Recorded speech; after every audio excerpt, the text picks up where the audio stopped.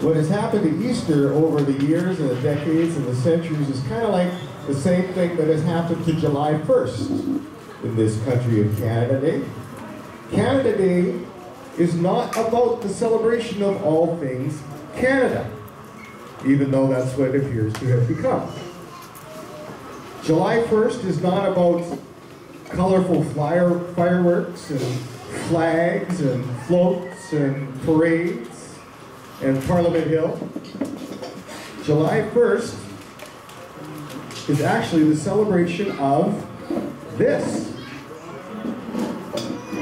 They all look like deers in the headlights, but for those of you who are taking your citizenship test, you might know that this is the British North American Act.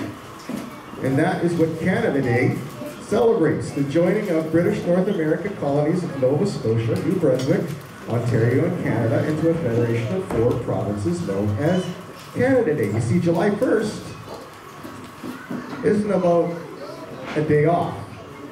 It's about the celebration of a very specific event. And over the years, it's mushroomed into something very different. You can go through all the pomp and circumstance of Canada Day and never once hear someone mention the British North America Act. And the exact same thing has happened to Easter. As the years have passed, Easter has become about pastel colors, Easter sales, Easter brunch, chocolate, and of course, this guy, the Easter Bunny. He seems a little scared that he's made out of chocolate and somebody's coming to eat him. Now, I like, I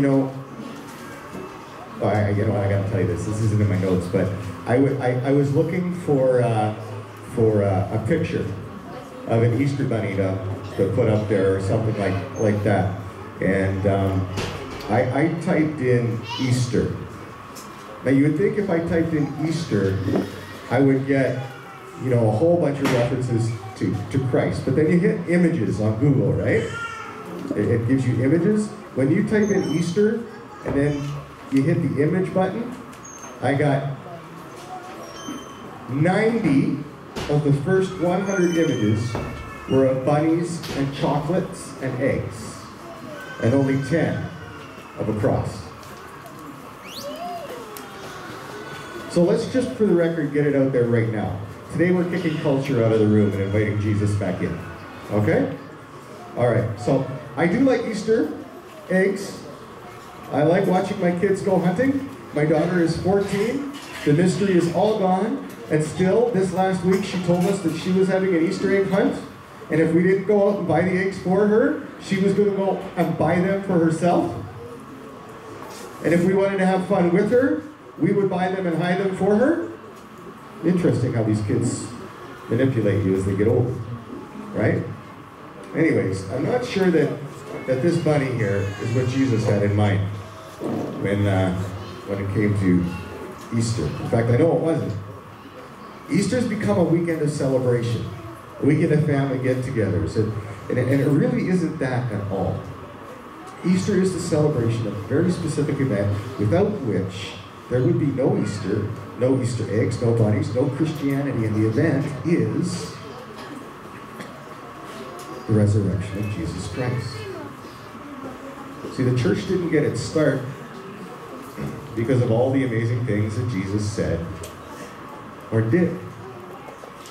The church didn't get its start because Jesus was born.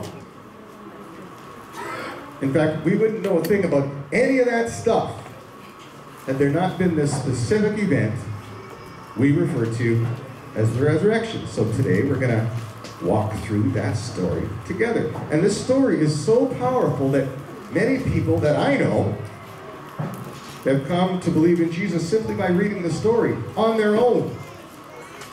You think that evangelism is tough? Well, I can't evangelize. Sometimes just by giving the person the story, it's so attractive to them, they wind up coming to know Jesus. People read this story and they come away thinking there's something going on. It's not written like a fairy tale. It's not written like a folk story. There are so many incredible details.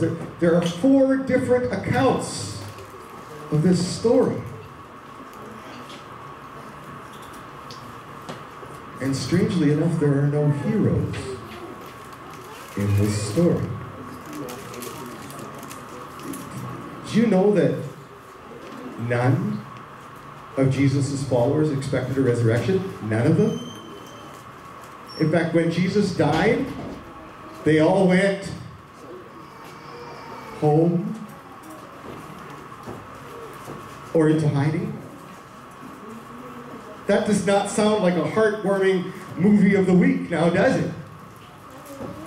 It would make much better of a movie if it went like this, okay? Jesus dies, they put his body in the tomb, all of his faithful followers gather outside the tomb waiting, and while their incredible faith remains strong, in fact it grows, they wait and pray all night for a miracle. Florence comes with the worship team and they start to sing. And as the sun rises, the ground begins to rumble and they begin to count down. And you can count down with me if you want to. Ready? Here we go. This is 10, and then 9, and then 8, and then 7, and then 6. Let's hope I get this right. And then 5, and then 4, and then 3. You're not counting with me, but that's okay. And then 2, and then 1, and then resurrection! Woo! And there's nobody there. Now, we read the story if that's the way it happened, and go, wow, what great faith. What believers. What followers. But it was nothing like that. Everybody left. Everybody went their own way. No one expected him to rise from the dead. No heroes. They reacted the same to the death of their friend. Jesus, as one of us, would react to the death of a family member. They assumed that once Jesus died, he was going to stay dead.